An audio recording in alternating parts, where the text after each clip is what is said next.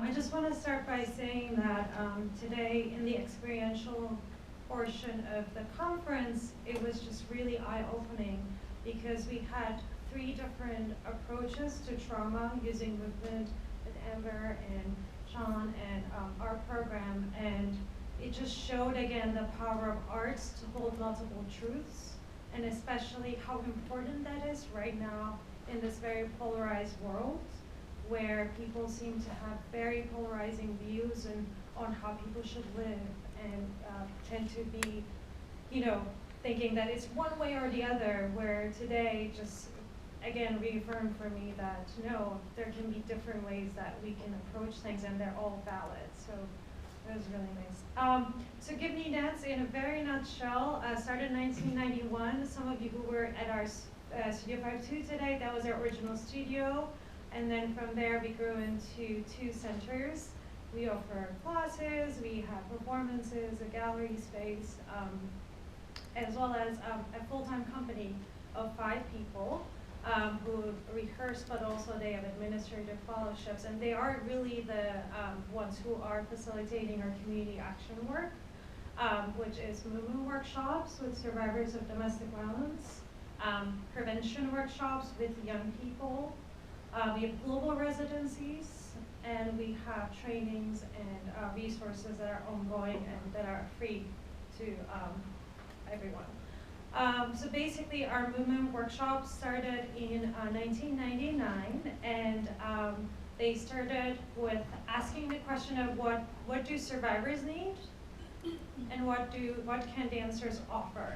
And it was with a partnership with an organization called Sanctuary for Families. And today we have with us Beth Silverman-Yam sitting in the second row. Hi, Beth. She was very crucial. She was a clinical director of Sanctuary for Families, and very crucial of us understanding what do survivors really need, so that we didn't go in there with assumptions or just going there to teach dance classes.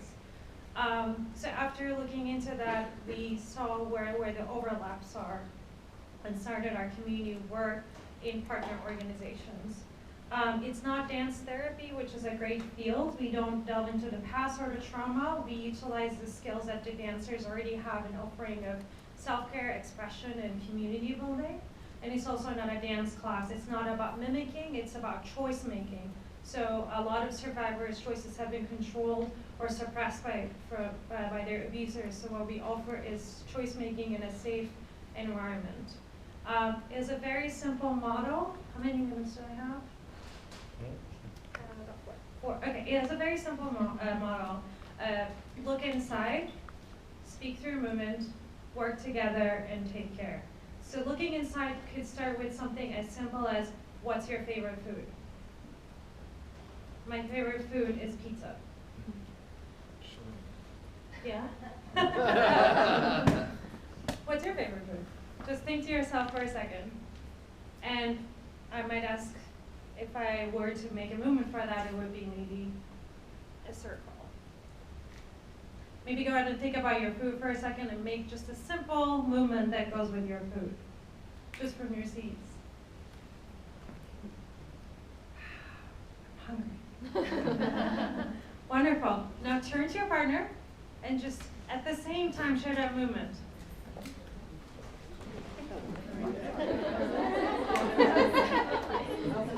Fantastic. So already we have choice, right?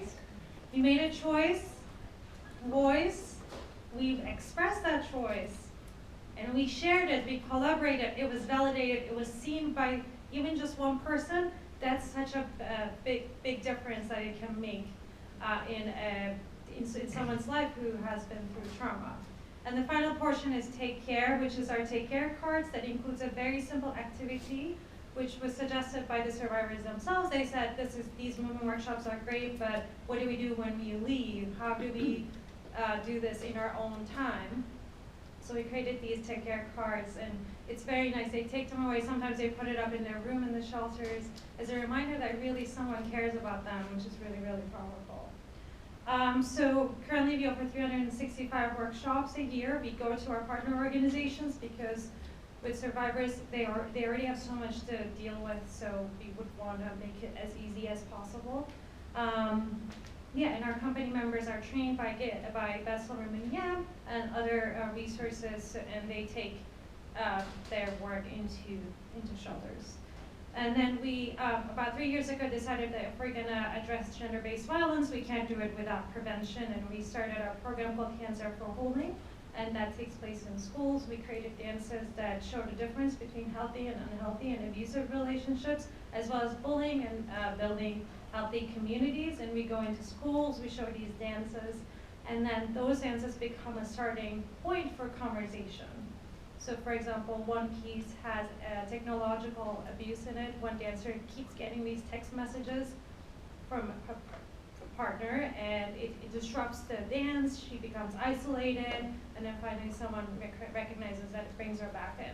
So then, again, we don't have to delve into the trauma that these kids might be going through, but they can use dance as an entry point to discuss these difficult conversations. Plus, you know, you don't want to go to a high school and just say, we're going to talk about healthy relationships today. Then people, these young people might start, you know, I don't want to do that. But if they see the dance, they open up. Okay, 1 minute. So very quickly, we also offer global residencies. We have been to many different places, including Turkey, Tanzania, Sweden, Armenia, South Africa. Currently, 3 of our members are in Rwanda. They just arrived there working with a dance group in building their own arts and business model, which is really exciting. Also, we have ongoing resources and trainings, like the hub workshops that we do today, the experiential portion, if you want to experience a model, as well as we have consultations with Beth. If you're interested in partnerships or if any clinical questions, she's just incredible, and she really believes in the power of arts, which is really important. So that's just, I think, my time.